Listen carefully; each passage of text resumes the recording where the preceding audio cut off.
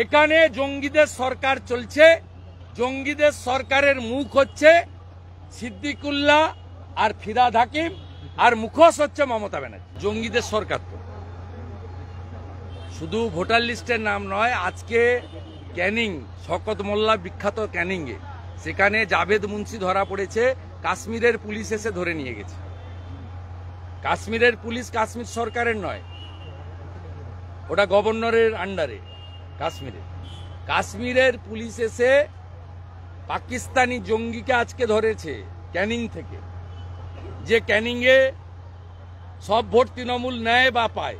যেমন জেঠথানে গত লোকসভা ভোটে যেখানে লুট করলো ভোট, সেখানে 2টা ভোট সিপিএম পেয়েছে, বাকি সব ভোট তৃণমূল পেয়েছে। ওখানে আরেক জঙ্গি আয়ুব। গোটা রাজ্যটাই জঙ্গিদের হাতে, গোটা রাজ্যটাই জঙ্গিদের হাতে। এখানে পরিচয়পত্র বানিয়ে কি বড় ধরনের নাশকতার কোনো ছাপ ছিল? এরা ভোট দেয় তো। আমরা 2,33,27,000 ভোট পেয়েছি, সবটা হিন্দুদের ভোট এবং জনজাতিদের ভোট। তৃণমূল 2,75,00,000 ভোট পেয়েছে, তার মধ্যে 2 কোটি মুসলমানের ভোট আর 40 লক্ষ ছাপ্পা ভোট। ডায়মন্ড হারবারে কোনো লোককে, হিন্দু লোককে ভোট দিতে দেওয়া হয়নি। কেশপুরে কোনো হিন্দু ভোট দিতে পারেনি। পিংলার একটা মণ্ডলে কোনো হিন্দু ভোট দিতে পারেনি। জেঠথানে একটা বুথে 727 তৃণমূল, 2 সিপিএম আর বিজেপি 0। এই মডেল। এখানে জঙ্গিদের সরকার চলছে। জঙ্গিদের সরকারের মুখ হচ্ছে সিদ্দিকুল্লাহ আর ফিরহাদ হাকিম, আর মুখোশ হচ্ছে মমতা ব্যানার্জি। ওরা আগে জমি দিক, তারপরে বিএসএফ এর উপরে আঙ্গুল তুলবে। 72টা জায়গায় বিএসএফ কে জমি দিচ্ছে না।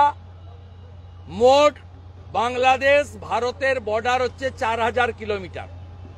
তার মধ্যে মেঘালয়, ত্রিপুরা, আসাম বাদ দিলে পশ্চিমবঙ্গে হচ্ছে 2200 কিলোমিটার। 2200 কিলোমিটারের মধ্যে মমতা ব্যানার্জি এবং এর আগে সিপিএম জমি দিয়েছে, মোট যা জমি দিয়েছে 931 কিলোমিটারে, স্থল এবং জল মিলে সেখানে জমি দেওয়া হয়নি। ফিরহাদ হাকিম একটা অশিক্ষিত। ফিরহাদ হাকিম আগে জমি যা চেয়েছে ভারত সরকার দিয়ে দিক, তারপরে বিএসএফ যদি কাঁটাতার দিতে না পারে, অনুপ্রবেশ আটকাতে না পারে, তখন কথা আওয়াজ তুলবেন, আমরাও সঙ্গ দেব। আমরা কেউ ভুল করলে তাকে গার্ড করি না। আমি নিজেই বলেছি যে আরজি করের কেসে বেলেবল সেকশনে চার্জশিট হতো, সিবিআই চাইলে দিতে পারত।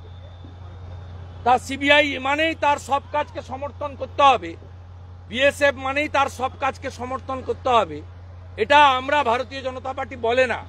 আমরা পশ্চিমবাংলার জনপ্রতিনিধিরা বলি না। আমরা কালোটা কালো বলি, সাদাটা সাদা বলি। আগে জমি দিন বিএসএফ কে, তারপরে লেকচার মারবে।